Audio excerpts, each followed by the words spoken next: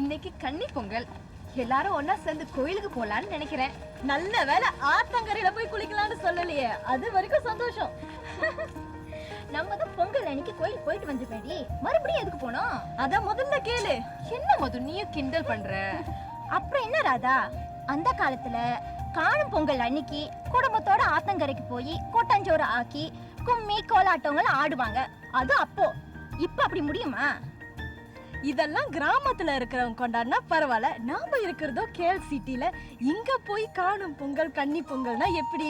கேல் சிட்டில இருந்தா உங்க கூட பிறந்தவங்க, அண்ணன் தம்பிங்க, வீட்டுல உள்ளவங்க எல்லாம் நல்லா இருக்கணும்னு கடவுள்கிட்ட வேண்டிக்க கூடாதா? அது தப்பா?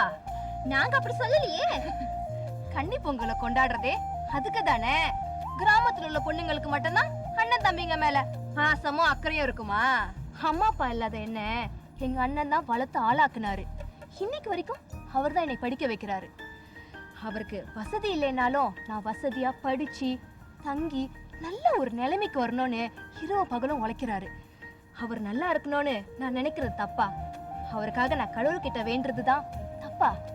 என்ன மது, பயங்கர சென்டிமெண்ட் டயலாக் பேசி நம்ம வாயெல்லாம் அடைச்சிட்டா.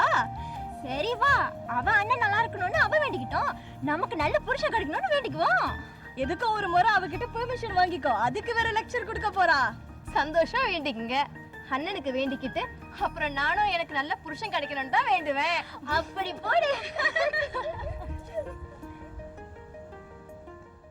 நம் இல்லங்களில்